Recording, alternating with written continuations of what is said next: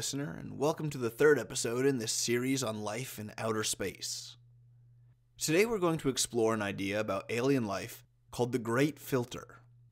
If you've been listening to the previous episodes, you should know that I'm discussing the Great Filter in the context of the Fermi paradox. All of our models, theories, and observational trends, be they physical, astronomical, or biological, suggest through raw mathematical probability that life is common in the galaxy, and that intelligent life with an advanced civilization might be more common than many people would think.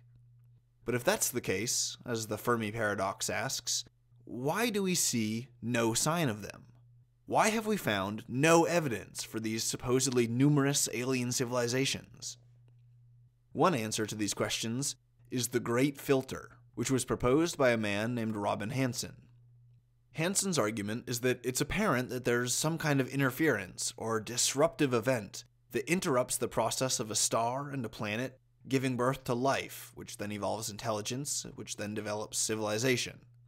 At some point in that process, from star system and first cell to sentient species with advanced civilization, at some point there's a continuity break, an existential crisis, a change, a total extinction, or a total destruction of an entire civilization. A Great Filter. Whatever this filter is, our species and our civilization is caught in an existential limbo.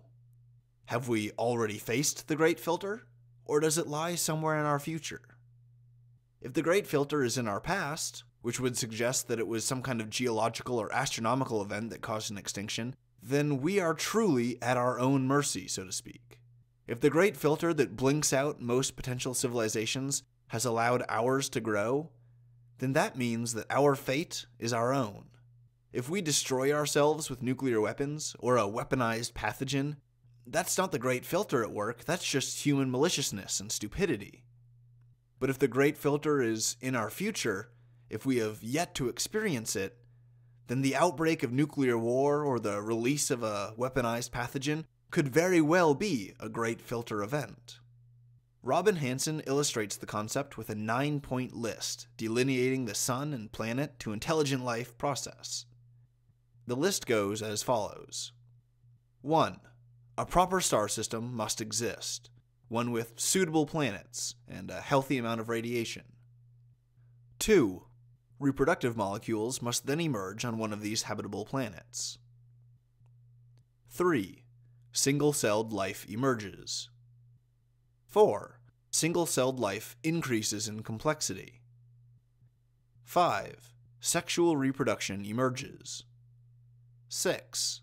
Multicellular life emerges. 7. Animals emerge with big brains and the ability to use tools to manipulate their environment. 8.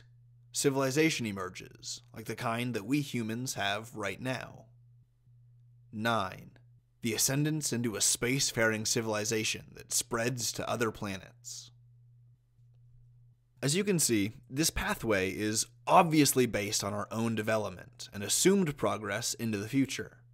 I want to go through this list and explain what it would imply if each point was this terrible Great Filter. The first point is obvious. Life will never emerge in a star system that doesn't have any planets, and it won't emerge on a planet that's baked to a crisp by its star, or saturated by extreme radiation. A star has to be relatively calm and stable to host a planet with life, and we have that. Our sun is quite nice, and we're positioned far enough away from it that liquid water can exist, and carbon-based life like us can evolve. If this is the Great Filter, step 1, then it follows that most habitable planets would have life, and intelligence, and all the rest. But this just brings us back to Fermi's paradox again, so the first step most likely isn't the Great Filter. The second point is about reproductive molecules, which are the complex products of chemical evolution. I don't really think that this point is the Great Filter either, because we see signatures of biochemicals in a lot of places. We've detected biomolecules on asteroids, on comets, on the moons of gas giants, and even in the atmospheres of gas giants themselves. It seems that the existence of biomolecules is not improbable. Indeed, if they're in an adequate solution, biomolecules can actually form spontaneously with the right atomic elements. Once clumpy little molecules form, destabilize, and fall apart, the process of chemical evolution begins. It could be that these early biochemicals rarely form cells, but that seems unlikely in my opinion, because cellular membranes also form spontaneously in the right solution. If you put a bunch of phospholipids into a polar solution like water, they spontaneously form a double membrane to stabilize their hydrophobic and hydrophilic regions, and there's no reason to think that this wouldn't be the case on any other planet that can host liquid water. This pretty much means that the third point, the emergence of cells, is not likely the great filter either. Neither is the fourth point, because complex cells are simply the end result of chemical and cellular evolution among the early primitive cells. It's as much of a logical deduction as the emergence of self-replicating molecules through the chemical evolution of simpler biomolecules. The fifth point is the emergence of sexual reproduction, which is on here because it represents a point where genetic diversity within a species can be actively generated. As far as evolutionary adaptations are concerned, the emergence of sex was like 2D turning into 3D, or black and white TV getting replaced by color. It was a hugely important event in the evolutionary path that followed, like the Cambrian explosion and the recovery from mass extinction events. This point, I'm kind of on the fence about. It's important enough that it could be a great filter event, but it's also rather probable. After all, sex offers really important evolutionary benefits, which all derive from the random reassortment of alleles that sexual reproduction creates in offspring generations. This has benefits for adaptive response rates, for resistance to pathogens, for population stability, and thousands of other things. Following the same evolutionary logic, the emergence of sexual reproduction, or at least some kind of mechanism for shuffling around the genetic material, seems to be really probable. The sixth point is the emergence of multicellular life, which I would put right next to the fifth point about sex as far as probability goes, and for the same reasons. The seventh point is where stuff starts to get really interesting. If the seventh point is the great filter, then that would suggest that life is relatively common in the galaxy. If we one day traverse between star systems, we might find a whole bunch of planets that have complex life, with alien animals and alien plants and who knows what else. The galaxy could be an unexplored zoo of alien worlds, with very, very few, if any at all, ever producing a species with higher intelligence and the physiology necessary to construct a technological civilization. This would probably be the best case scenario for us. It would imply that we've already passed the great filter, because we are a big-brained animal species that uses complex tools to produce civilization. And it would also imply that we have a whole galaxy full of alien life, ready for us to go out and discover it and study it. If the seventh point were the great filter, it would also satisfy the Fermi paradox. It would account for all of the life that's suggested by our mathematical probabilities and our biological hypothesizing, and it would account for the total lack of evidence for advanced communicating alien civilizations. Again, this is probably the best possibility, because it's pretty much all downhill from here. Think about the eighth point. It's us, where we are right now. If the great filter has us in its embrace right now, there are several things that the great filter could be.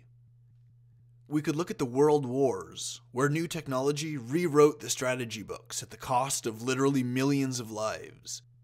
Such industrial-scale violence almost certainly holds the potential for self-extinction, if not through total slaughter, then through crippling reduction in the diversity and health of the gene pool through genocides and pogroms.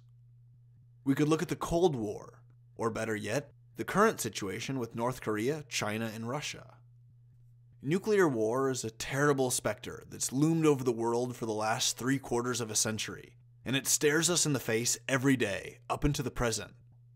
Right now, we have the capacity to destroy this planet's habitability, to destroy ourselves as a species, and all it takes is a conflict that escalates out of control. I really am inclined to think that we're in the midst of a great filter event right now, and that we have been for quite some time.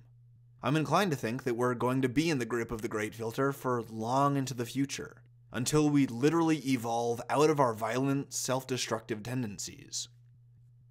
If this is the case, then the Great Filter could work on the scale of thousands to millions of years. Considering we've almost launched the nukes into World War III on more than a few separate occasions, I'm really doubtful that we'll be able to keep this up for another 1,000 years, if that.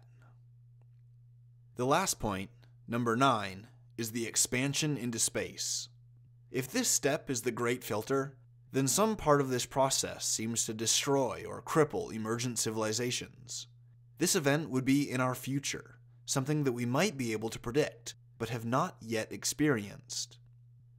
It could be something near at hand, like a sudden climate shift caused by our industrial activity. It could be something a little further down the road, like resource exhaustion or mismanagement that closes the window of opportunity for space travel forever. Or it could be something that happens far in the future. Future filter events that I could imagine to be within the realm of feasibility include the continued threat of nuclear war, the exposure to a synthetic, a weaponized, or an alien pathogen, or even an astronomical event like a massive asteroid impact or a gamma ray burst that irradiates the crust. Perhaps the Great Filter is contact with other civilizations. Perhaps the universe really is in a dark forest scenario. But what if interstellar civilizations were more civilized than we give them credit for? They're aliens, after all. They aren't subject to human brain chemistry and human biases. Perhaps instead of a warrior mentality, an alien civilization has an explorer mentality, or a scientist's mentality. This kind of potentiality would imply an alien civilization fundamentally motivated by the idea of traveling between the stars. Given the requisite technology and time involved in this endeavor, such civilizations capable of interstellar travel would be extremely powerful and extremely advanced. Now that leads me to a somewhat taboo question. Is it possible that individuals from such alien civilizations have come and visited the planet Earth? I'll explore this idea more in the next few episodes.